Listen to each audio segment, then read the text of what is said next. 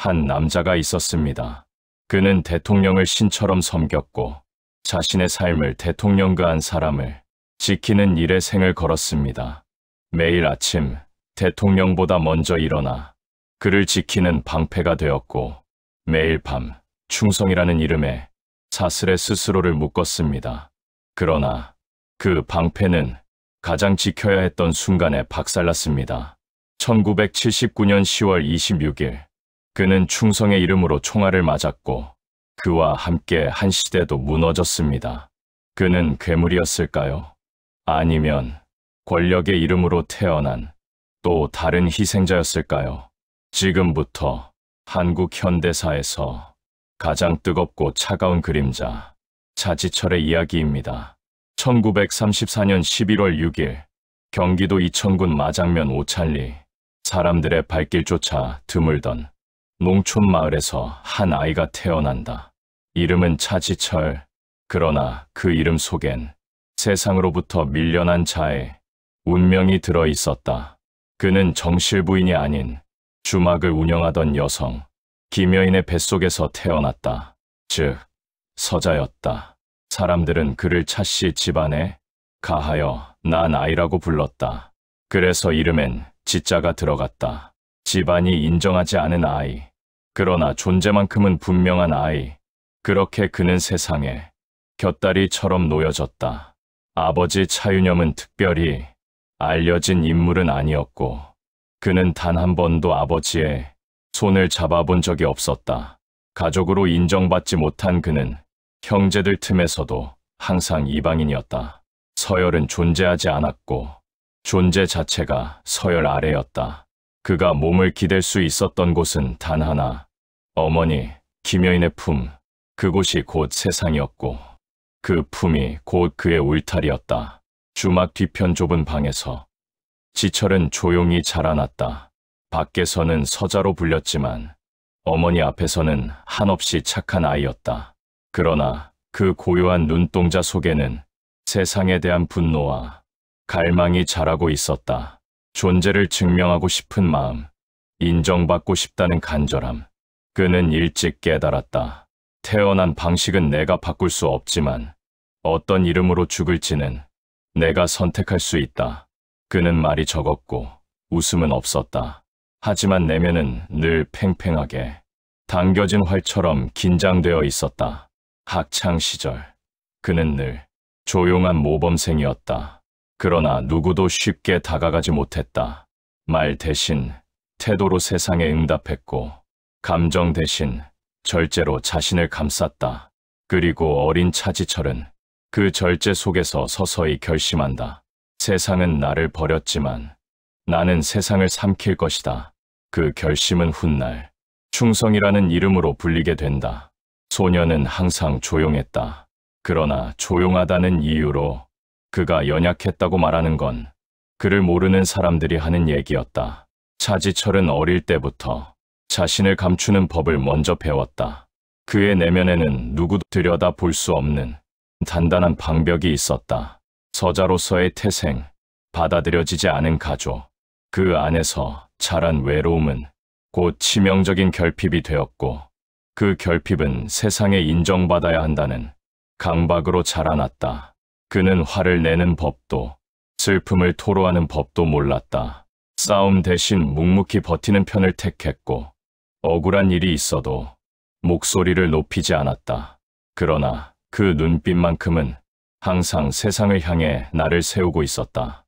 고등학교 시절 그의 별명은 무표정이었다. 늘 조용하고 감정을 드러내지 않았지만 시험 성적은 3위권이었고 교복은 단 한 번도 흐트러진 적 없었다. 누구와도 깊이 섞이지 않았고 누구에게도 기대지 않았다. 그의 세계는 오직 자신과의 약속으로 유지되고 있었다. 그리고 그 약속의 중심에는 한 가지 명제가 있었다. 나를 무시했던 세상 위에 서겠다. 그건 증명이자 복수였고 동시에 그의 생존 방식이었다. 그는 꿈을 꾸었다. 누구도 건드릴 수 없는 자리에 오르겠다는 꿈. 세상이 외면한 아이는 그 세상을 통제하고 싶어졌다. 그리고 그 꿈은 누군가는 문을 두드릴 때 환영받는다. 누군가는 문 앞에서 기회를 얻는다. 하지만 차지철은 그 문 앞에서 거절당한 자였다. 그리고 그 거절은 그의 삶 전체를 뒤바꾼다. 그는 장군이 되고 싶었다. 무시받던 서자라는 이름을 벗고 정통 엘리트의 계단을 밟고 싶었다. 그래서 택한 길이 육군사관학교. 그곳만이 사람 대접 받지 못한 과거를 단숨에 뛰어넘을 수 있는 유일한 통로라고 믿었다. 하지만 결과는 낙방. 지원자 명단에 있던 그의 이름은 끝내 합격자 발표에서 사라져 있었다. 그날 밤 그는 아무 말도 하지 않았다. 오히려 그 다음 날 교복을 단정히 입고 등교했고 그 어떤 동요도 없는 얼굴로 자리에 앉았다. 그러나 누구도 몰랐다. 그날 이후 그의 마음 어딘가에 영원히 사라지지 않는 분노의 흉터가 새겨졌다는 사실이다. 육사를 나와 당당히 장군이 된 친구들, 그 중에는 머리가 좋지 않다는 평을 듣던 동창도 있었다. 그는 그 후로 자신을 떨어뜨린 세상을 절대 믿지 않았다. 떨어진 시험은 그의 출신을 묻고 있었다. 그의 가문을 보고 있었다. 그의 과거를 심사하고 있었다. 육사라는 문이 닫히자 그는 다른 길로 들어섰다. 단기 군사 교육 과정을 통해 소위로 임관한 그는 비육사 출신 장교로 군대에 발을 들였다. 그리고 그 순간부터 세상을 향한 싸움이 시작됐다. 정통이 아니라는 이유로 밀리는 자리, 간접적인 멸시, 말없이 뒤로 밀려나는 회의석상. 그는 깨달았다. 능력보다 배경이 더 중요한 곳에서 자신은 늘 이방인일 수밖에 없다는 것을. 하지만 그는 거기서 멈추지 않았다. 비록 정문은 닫혔지만 그는 뒤편 담장을 넘어 중심으로 향할 준비를 하고 있었다. 그가 이후 어떤 방식으로 권력의 핵심에 진입했는지는 육사보다 더 치밀하고 더 집요한 길 위에 쓰이게 된다. 정통의 자리는 그에게 허락되지 않았지만 그는 결국 정통 위에 설 이름이 되기를 원했다. 그리고 그 열망은 곧 한 사람의 그림자가 되는 길로 그를 인도하게 된다. 곧 권력이라는 단어로 형태를 갖추기 시작했다. 어떤 만남은 처음부터 운명처럼 다가온다. 하지만 차지철의 만남은 너무도 작고 조용했다. 누구도 눈치채지 못한 그 찰나의 시선 교환 하나가 훗날 한 나라의 운명을 흔드는 방아쇠가 되리라고는 아무도 몰랐다. 1961년 5월 16일 새벽, 서울은 정적에 잠겨 있었다. 차지철은 이른 시각 서울시청 앞에 배치된 병력을 지휘하고 있었다. 명령은 단 하나, 혹시 있을지도 모를 폭동에 대비하라. 그는 알지 못했다. 그날이 군사 쿠데타가 시작되는 날이라는 사실을.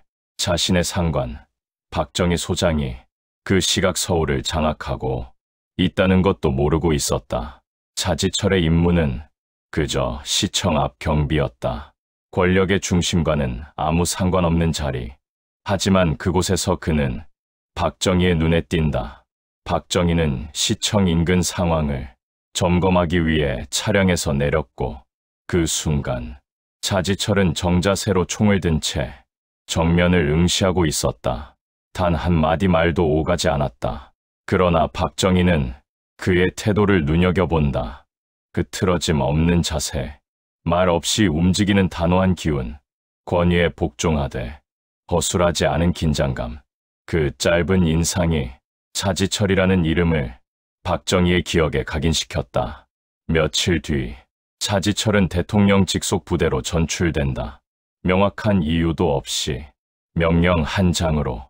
그리고 그 순간부터 그는 군인이 아니라 박정희의 곁을 그림자처럼 따르는 사람이 된다. 그는 의전 뒤에 서는 법을 배웠고 한 발 앞서 문을 여는 법을 익혔으며 박정희의 눈빛만으로 상황을 감지하는 충성의 기술을 체화해 나갔다. 그는 임무라 하지 않았다. 그는 말한다. 그건 내가 지켜야 할 분위기 때문입니다. 그렇게 시작된 조용한 충성. 그 첫 장면은 아무도 몰랐지만 훗날 모든 이가 지켜보게 될 비극의 서곡이었다. 그가 지키려 했던 것은 대통령의 안전이었을까? 아니면 대통령 그 자체였을까? 차지철, 그는 어느 순간부터 경호 실장이 아니라 박정희의 또 다른 육체가 되어 있었다. 1974년 8월 15일 서울 국립극장 광복절 기념식장에서 총성이 울렸다. 한 청년이 쏜 권총은 박정희 대통령이 아닌 유경수 여사를 향했다. 그날 이후 대통령 주변엔 보이지 않는 장벽이 세워졌다. 그리고 그 장벽의 이름은 차지철이었다. 유경수 여사의 생전 유언에 따라 차지철은 대통령, 경호실장으로 임명된다. 박정희 역시 그의 냉철한 충성, 무조건적인 복종에 어떤 위안과 통제감을 느끼고 있었다. 그는 단지 경호의 책임자가 아니었다. 국가를 지킨다는 명분으로 권력을 직접 설계하고 조정하는 자가 되어갔다. 차지철은 현역 장군들 위에 섰다. 중장과 소장을 자신의 부하로 두었고 경호실이 필요하다는 이유로 수도 경비사령부까지 지휘할 수 있는 권한을 갖게 됐다. 법조차 바꿔가며 만들어진 권한이었다. 경복궁 내 연병장에서 열린 토요 사열시, 그는 군악대의 북소리에 맞춰 입장했고 뒤따르는 전차와 병사들의 퍼레이드는 대통령이 아닌 경호실장을 위한 행진처럼 보였다. 그날 정부 부처 고위 관료들, 국회 상임위원장, 대기업 대표, 심지어 방송국 국장들까지 그 앞에서 고개를 숙였다. 공식 석상에서도 그는 각하 다음은 바로 나지라는 태도를 고수했다. 차지철 본인보다 앞서는 차량은 용납하지 않았고 모든 문서는 하루 전에 반드시 자기 책상 위에 먼저 올라와야 했다. 그는 말했다. 대통령의 손이 닿기 전 내가 독을 막아야 합니다. 왕조 시대의 비유를 들어가며 자신의 역할을 신격화했다. 그에게 경호는 물리적 보호가 아니었다. 정치적 통제였고 권력의 정당성이었다. 그러나 이 모든 힘은 어떤 법에도 명시되지 않았다. 오직 신임이라는 말 없는 계약 위에 세워진 것이었다. 그 무형의 권한 위에서 차지철은 더 이상 보호자가 아니라 박정희라는 권력의 또 다른 얼굴이 되어가고 있었다. 대통령을 지키겠다는 명분 아래 한 남자는 또 하나의 권력을 만들었다. 그 권력은 법 위에 있었고 누구에게도 보고하지 않았다. 이름조차 공식 문서에 존재하지 않는 조직. 그 이름은 GT Great Tiger. 1970년대 중반 청와대 안쪽에 소문으로만 존재하는 사조직 하나가 있었다. 경호실 내부 인원들이 사적으로 만든 모임이라 했지만 실상은 전혀 달랐다. GT는 차지철이 직접 설계한 비공식 경호 정보 조직이었다. 겉으론 경호, 실제론 감시와 통제, 청와대 내부는 물론 중앙정보부, 보안사령부, 내무부까지 조직망이 비밀리에 연결되어 있었다. 조직 구성은 단단했다. 차지철이 직접 발탁한 육사 출신의 젊은 장교들, 그리고 그의 충성을 맹세한 경호실 핵심 요원들. 그들은 움직였다. 감시했고, 수집했고, 통제했다. 청와대 안팎의 정보, 야당 인사들의 동선, 언론사의 취재 방향, 심지어 정적의 가족사까지. GT는 단순한 사조직이 아니었다. 그건 권력의 사설 기관이었고 차지철만이 움직일 수 있는 그림자 군대였다. 매주 토요일 경호실 전원은 국기 하강식에 모였다. 국기를 내리는 의식. 그러나 실상은 GT의 충성을 다지는 숨겨진 군기 잡기였다. 그 앞에서 차지철은 외쳤다. 너희는 대통령의 최후의 방패다. 어떤 순간에도 흔들리지 마라. 그는 이미 자신이 만든 조직의 우두머리가 아니라 신념의 사령관이 되어 있었다. 문제는 이 모든 게 박정희에게 보고되지 않았다는 점이다. 박정희는 GT의 존재를 묵인했지만 그 작동 원리나 정보, 흐름엔 개입하지 않았다. 그 침묵은 곧 차지철 개인 권력의 면허증이 되었고 GT는 더 대담해졌다. 언론을 조용히 압박했고 정적을 은밀히 감시했으며 일부 장성들에겐 익명의 협박, 편지를 보내기도 했다. 경호라는 이름으로 출발했지만 그 실체는 점점 체제 수호라는 명분을 입은 통제 시스템으로 변해갔다. 차지철은 대통령의 그림자가 아니었다. 그는 이제 그림자 속에 또 다른 권력을 만든 사람이었다. 그리고 그 어둠은 곧 다른 권력자와 충돌할 준비를 하고 있었다. 경호실장이었다. 하지만 그는 어느 날 정치인이 되기로 마음먹었다. 어쩌면 경호란 옷으론 더 이상 감당할 수 없을 만큼 권력에 가까워졌기 때문이었을지도 모른다. 1976년 차지철은 국회의원에 당선된다. 이미 청와대 경호실장으로 대통령 바로 곁에 있었던 그가 굳이 선거에 나선 이유는 단순하지 않았다. 정치적 정당성을 가지기 위함이었고, 그리고 무엇보다 이제는 공식적으로 명령할 수 있는 자리에 오르기 위해서였다. 그는 더 이상 대통령을 지키는 사람이 아니었다. 이제 그는 대통령의 말을 대신하는 사람이 되고자 했다. 국회에 들어선 차지철은 정치인이라기보다 무장된 감정의 화신에 가까웠다. 유신 반대 세력에겐 단 한치의 자비도 없었다. 각하를 지키는 것이 국가를 지키는 것이다. 그는 그렇게 외치며 국회를 또 다른 경호 현장으로 만들었다. 그의 발언은 과격했고 그의 행동은 돌출적이었다. 1976년 야당 의원 김진만이 박정희 정부를 비판하던 중 차지철은 자리에서 벌떡 일어나 단상으로 돌진했다. 마이크를 빼앗고 그 자리에서 고함을 질렀다. 뒤이어 열린 비공식 회의에선 멱살을 잡고 밀치는 장면까지 벌어졌다. 언론은 충격에 빠졌고 정치권은 술렁였다. 그러나 청와대는 묵묵부답. 박정희는 그를 꾸짖지 않았다. 오히려 일부에선 차지철이 대통령의 감정을 대신 표현한 것이라며 조용한 동조를 보였다. 그에게 국회란 질서를 설득하는 공간이 아니라 대통령을 향한 적을 향해 싸우는 전장이었다. 그는 말했다. 국가를 부정하는 자는 국민도 아니다. 차지철은 점점 정치의 언어를 지우고 권력의 본능으로만 말하는 인물이 되어갔다. 정적들은 그를 피했고 여당 동료들조차 눈치를 봤다. 그리고 어느 순간 국회의 복도에서 나지막한 말이 돌기 시작했다. 차지철은 대통령의 경호실장이 아니다. 그는 대통령의 분신이다. 그들은 같은 편이었다. 같은 체제를 지키고 같은 사람을 섬겼다.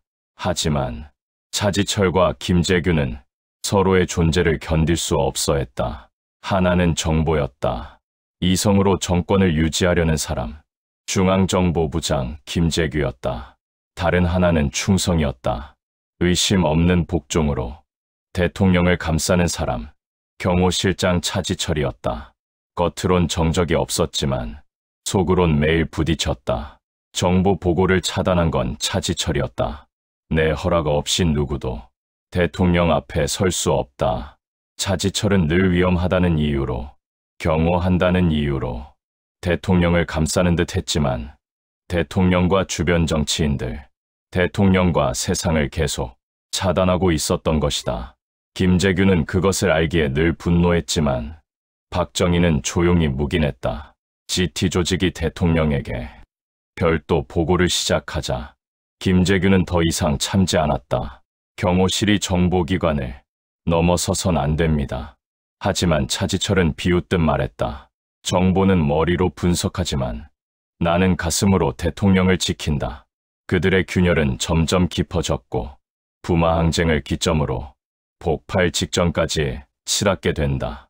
1979년 10월 26일 저녁 7시 40분 청와대가 아닌 궁정동.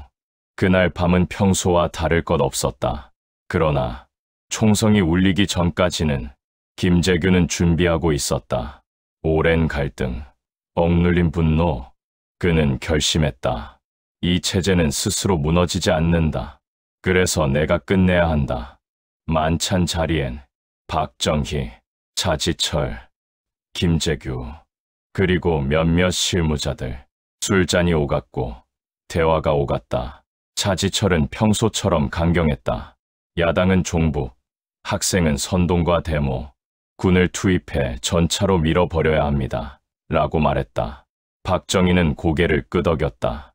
그 순간 김재규의 눈빛이 바뀌었다. 그는 자리에서 일어났고 총구는 먼저 차지철을 향해 쏘았고 차지철 팔을 관통했으며 다시 두 발을 차지철을 향해 쏘아 치명상을 입혔다. 그 다음 총구는 대통령을 향해 쏘았고 두 발을 발사해 복부와 가슴에 명중. 대통령이 쓰러지게 되었다. 총성은 총 7발 발사. 두 발은 경호원들을 향해 쏜 것으로 전해진다. 박정희는 쓰러졌고 차지철은 몸을 날리려다 뒤따라 총에 맞았다. 끝까지 반격하려 했지만 그의 권총은 허리에 그대로 있었다.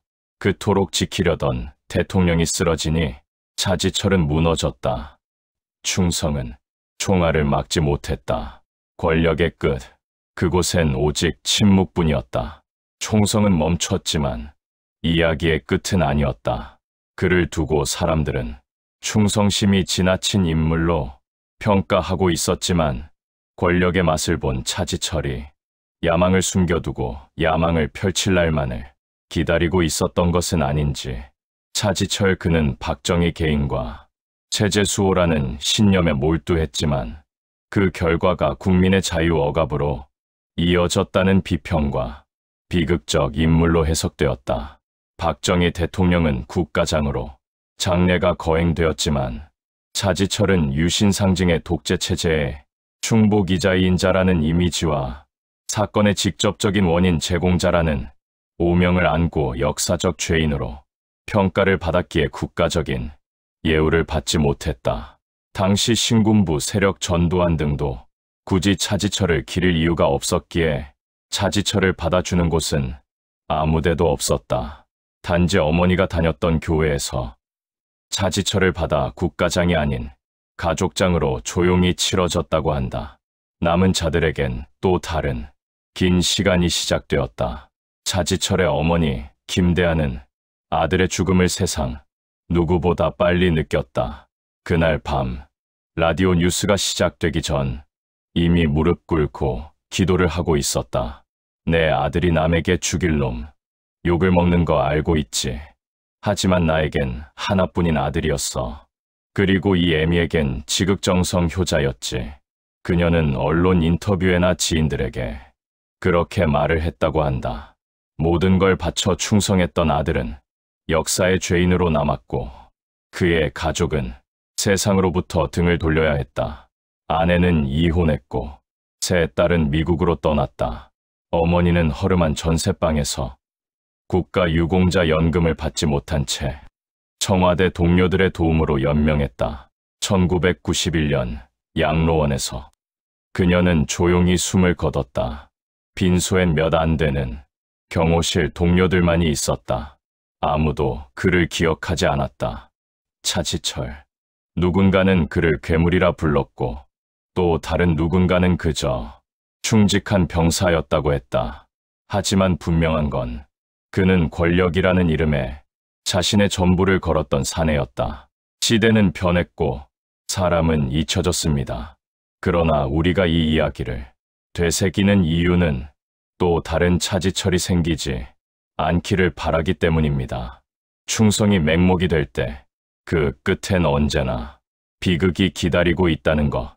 오늘 그 그림자 속을 함께 걸어주셔서 감사합니다.